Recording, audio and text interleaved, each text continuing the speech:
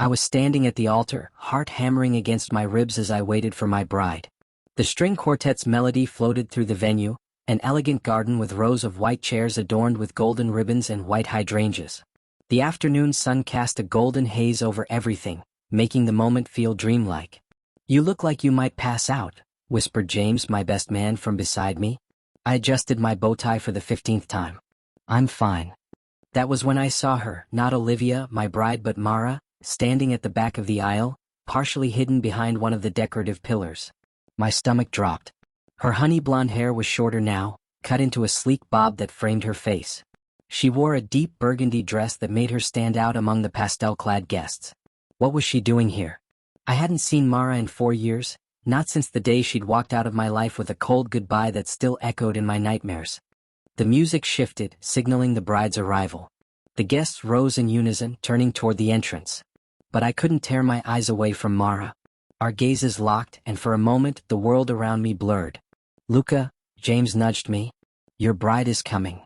I snapped back to the present just as Olivia appeared at the far end of the aisle, resplendent in white, her father proudly at her side. She was beautiful, perfect, even. This was supposed to be the happiest day of my life.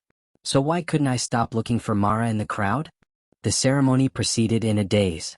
I said my vows, slipped the ring onto Olivia's finger, and tried to mean every word. But my mind kept drifting to the woman in burgundy who had no right to be here. At the reception, I scanned the room during our first dance, through the toasts during dinner. Had I imagined her? But no, there she was at a table near the back, nursing a glass of champagne, watching me with those piercing blue eyes. "Everything okay?" Olivia asked, squeezing my hand under the table. "You seem distracted." I forced a smile. "Just taking it all in. It's a lot to process." "I know. But we have our whole lives to process it together." She kissed my cheek and guilt flooded through me. When Olivia went to speak with her college friends, I slipped away toward the bar. I needed something stronger than champagne. That's when Mara materialized beside me, as if she'd been waiting for this moment. "Congratulations," she said, her voice exactly as I remembered, slightly husky, with that hint of a smile that never quite reached her eyes. "What are you doing here, Mara?" I kept my voice low. "You weren't invited." "I know." She sipped her champagne. "Your mother invited me." My mother had always loved Mara and had been heartbroken when we split. But to invite her to my wedding without telling me? That was a betrayal I hadn't seen coming. She shouldn't have done that. Probably not. Mara tilted her head, studying me. "You look good in a tux. You always did." "Why did you come?" I asked the question that had been burning inside me since I'd spotted her. Her eyes flickered with something I couldn't read. I needed to see it for myself. To know it was real. "Well, now you've seen it. You should go." She nodded slowly, placing her glass on the bar. "You're right. I'm sorry for interrupting your big day, Luca." She reached into her clutch and pulled out a small envelope. "This is for you. Don't open it until tomorrow." Before I could protest, she pressed the envelope into my hand and walked away, disappearing into the crowd of dancing guests. The honeymoon in Bali should have been perfect. White sand beaches, crystal clear water, luxurious accommodations. But Mara's envelope burned in my suitcase, where I'd hidden it from Olivia. 3 days in, while Olivia was at the hotel spa, I finally opened it. Inside was a single photograph, Mara holding a toddler with familiar hazel eyes. My eyes. On the back, written in her precise handwriting.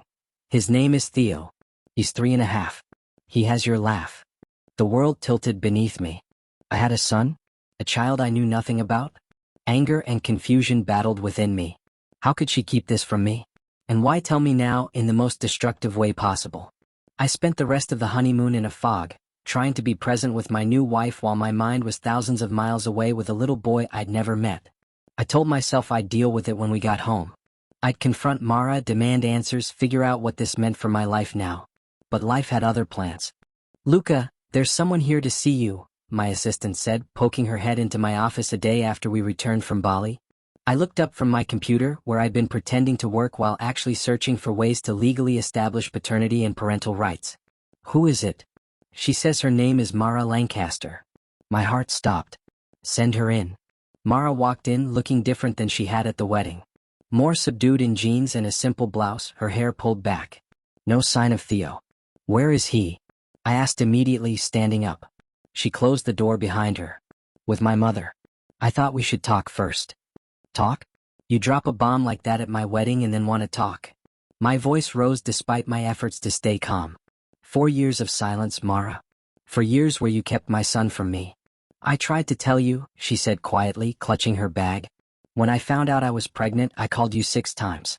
You never called back. What are you talking about? I never got any calls from you after you left. She looked genuinely surprised. Check your block numbers, Luca. After we broke up, your mother told me you'd blocked my number. That you wanted a clean break. My mother again. The same woman who'd invited Mara to my wedding without telling me. What game was she playing? Sit down, I said, gesturing to the chair across from my desk. Start from the beginning. The truth, as it turned out, was more complicated than either of us had known. Mara had left me because she'd found text messages from another woman on my phone, messages I'd never sent from a conversation I'd never had. Someone had gone to elaborate lengths to break us up. I was devastated, Mara explained. And then when I found out I was pregnant 2 weeks later, I tried to reach you. Your number was disconnected. When I went to your apartment, you'd moved. Your mother told me you'd started seeing someone else and didn't want anything to do with me or my drama, as she put it. And you believed her? I asked, incredulous. Why wouldn't I? She'd always been kind to me before. And I'd seen the messages myself. I ran my hands through my hair, trying to process this revelation. Those messages were fake, Mara. I never cheated on you. I loved you. Then who would do something like that? The answer struck us both at the same time. My mother, I said, the pieces falling into place. She never thought you were ambitious enough for me. Remember how she kept introducing me to the daughters of her friends? Mara's eyes widened. Like Olivia? The name hung in the air between us. Olivia Bishop, whose mother had been in my mother's garden club for 20 years. Olivia, who my mother had been not so subtly pushing me toward since college. Oh God, I whispered, the full implication hitting me. Has my entire relationship with Olivia been orchestrated? Had my marriage been built on my mother's manipulation? I need to see Theo, I said firmly, changing the subject. He's my son. I've missed too much already. Mara nodded. That's why I came to your wedding. I wanted to see if what your mother told me was true, that you were happy, that you'd moved on completely. But when I saw you at the altar... She paused. You looked right at me and I knew there was still something there. That doesn't change the fact that I'm married now. I know. I'm not asking for anything, Luca. But Theo deserves to know his father. The first meeting with my son was overwhelming. He had my eyes, my chin, even the same cowlick in his hair that I'd always tried to tame. He was shy at first, hiding behind Mara's legs, but warmed up when I showed him the toy car I'd brought. V-room, he said, pushing it across the coffee table of Mara's apartment. That's right, buddy, I said, my voice thick with emotion. Big vroom. Mara watched us from the kitchen, her expression a mix of sadness and hope. He looks like you. He does. I couldn't stop staring at him, trying to memorize every detail. I want to be part of his life, Mara. A real part. What about Olivia? I'd been avoiding that question since discovering the truth. Olivia and I had been living in a strange limbo since returning from our honeymoon. I was distant, preoccupied. She was increasingly concerned, asking what was wrong, if I was having second thoughts. I need to figure that out, I admitted. But first, I need to confront my mother. Margaret Whitman had always been a formidable woman. As the widow of a prominent judge, she maintained a certain image in our community, always impeccably dressed, active in the right charities and friends with the right people. Manipulation came as naturally to her as breathing. I found her in her garden, pruning roses with her designer gardening gloves. Luca, what a lovely surprise, she said, not looking up from her task. How was the honeymoon? Why did you invite Mara to my wedding? Her hands paused momentarily before continuing their precise cuts. I thought it would give her closure. And you? Closure? Or did you want to show off your victory? To rub it in her face that you'd successfully separated us and married me off to your friend's daughter instead? That got her attention. She straightened, removing her gloves with deliberate care. I don't know what you're talking about. Don't lie to me, Mother. Not anymore. I know everything. The fake text messages you planted on my phone. Telling Mara I wanted nothing to do with her when she tried to contact me about the pregnancy. Blocking her number on my phone. My mother's face hardened. I did what was necessary. That girl was going nowhere. She would have dragged you down with her artistic pipe dreams and bohemian lifestyle. That girl is the mother of your grandson, I said coldly. A grandson you've kept from me for almost 4 years. She had the decency to look shocked. Grandson? What are you talking about? Mara was pregnant when she left. I have a son, mother. A 2-year-old boy I'm just now meeting because of your interference. She sat down heavily on the garden bench. I didn't know. Would it have mattered if you did? Or would you have seen a grandchild as just another inconvenience in your master plan for my life? She didn't answer, which was answer enough.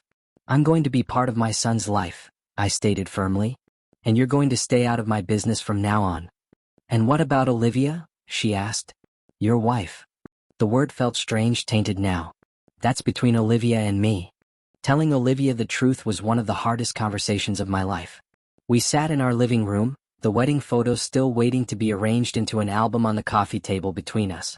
I have a son, I said, showing her the photograph Mara had given me. His name is Theo. He's 3.5. Olivia stared at the picture, her face draining of color. Is this some kind of joke? I wish it were. I didn't know about him until the wedding day. Mara gave me this photo. Mara? Your ex-girlfriend was at our wedding? I nodded, then told her everything about my mother's manipulation, the manufactured breakup, the hidden pregnancy. Olivia listened in silence, her expression shifting from shock to disbelief to hurt. When I finished, she stood up and walked to the window, her back to me. Did you ever love me at all? She asked finally, her voice small. Or was I just a convenient replacement? The question struck me like a physical blow. Had I loved Olivia? Yes, in a way. But it was a different kind than what I'd felt for Mara, more measured, more practical. Less consuming. I cared about you deeply, I said, opting for honesty. I still do. But I need to figure out what's real and what was orchestrated by my mother. Olivia turned to face me, tears streaming down her face. And what about us? Our marriage? Is that real? I couldn't answer her. The silence stretched between us, heavy with unspoken truths. I think you should go, she said finally. Take some time. Figure out what you want. I nodded, already knowing that our brief marriage was effectively over. In trying to control my life, my mother had succeeded only in destroying it, and now I had to rebuild from the ruins. 6 months later, I was living in a small apartment across town. Olivia and I had filed for an annulment, citing fraud, though we kept the specific details private to avoid scandal. My mother had retreated to her sister's home in Vermont, ostensibly for health reasons, though we both knew it was to escape the judgment of her social circle after I'd made it clear I wanted nothing to do with her. I saw Theo 3 days a week now, sometimes more. He called me Dad, with an ease that broke my heart and healed it simultaneously. Mara and I were cautiously navigating our new reality, not quite together, not quite apart. He asked for pancakes again, Mara said one Saturday morning as I arrived to pick up Theo. 3rd time this week. I smiled. Like father, like son. She leaned against the doorframe, watching as I helped Theo put on his jacket. There was warmth in her eyes that hadn't been there before. Where are you two off to today? The train museum. He's been talking about it all week. Trains? Theo exclaimed, bouncing on his toes. Big choo-choos. Mara laughed. Have fun. Don't let him talk you into buying the entire gift shop this time. No promises, I said, hoisting Theo onto my hip. Our eyes met and something passed between us. Not quite forgiveness, not quite reconciliation, but possibility. As Theo and I walked to my car, I thought about rebuilding something beautiful from what I have left behind. My life wasn't what I'd planned. My marriage had ended before it truly began. My relationship with my mother might never recover. But I had my son, this miraculous little person with my eyes and Mara's smile, and maybe a second chance with the woman I'd never stopped loving.